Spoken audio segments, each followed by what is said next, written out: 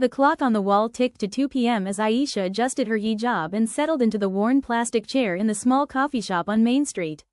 She was a 28-year-old Pakistani immigrant, working as a nurse in the local hospital, and today was her rare afternoon off. She sipped her latte, scrolling through her phone, waiting for her friend Sara to arrive. The shop was quiet, with only a few patrons scattered around, an elderly couple chatting softly and a young barista wiping down the counter.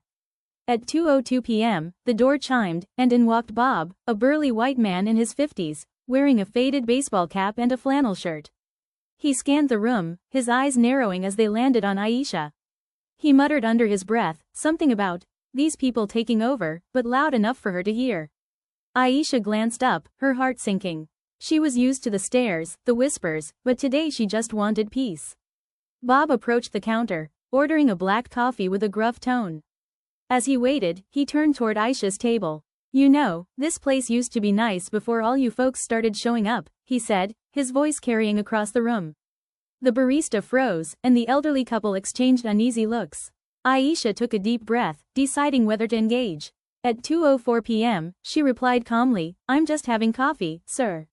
"Same as you." Bob snorted. "Yeah, right, you people come here, take our jobs, and expect us to roll out the red carpet. Go back to where you came from." His words hung in the air like poison. Aisha felt a familiar sting, the casual racism that chipped away at her daily. She thought of her family back in Lahore, how proud they were of her life in America, but moments like this made her question it all. By 2:06 p.m., the barista intervened awkwardly. "Hey, man, let's keep it civil."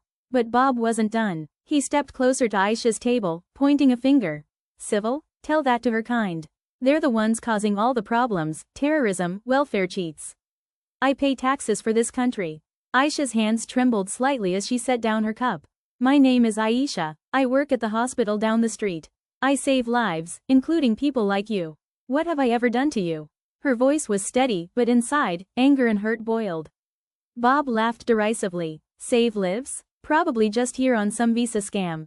I bet you're not even legal." The elderly man from the couple stood up slowly. "That's enough, son. Leave the lady alone." At 2:09 p.m., the door chimed again. Sara arrived, a white American woman and Aisha's colleague. She quickly assessed the situation and positioned herself between them. "What's going on here?" she demanded. Bob turned to Sara, his tone shifting to something almost conspiratorial. "Just telling it like it is. These immigrants." Sara cut him off. "Aisha is my friend and one of the best nurses I know. If anyone's a problem here, it's you and your bigotry." The barista nodded, pulling out his phone. "I'm calling the cops if you don't leave." Bob's face reddened, but he backed off, grabbing his coffee. "Fine, enjoy your multicultural paradise. But mark my words, it's ruining this country." He stormed out at 2:12 p.m., slamming the door. The shop fell silent for a moment. Sara hugged Aisha. "I'm so sorry. Are you okay?" Aisha nodded, though tears welled in her eyes.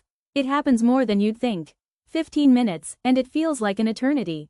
By 2:15 p.m., as the clock ticked forward, Aisha reflected on the encounter, a brief slice of prejudice that reminded her of the battles still fought daily.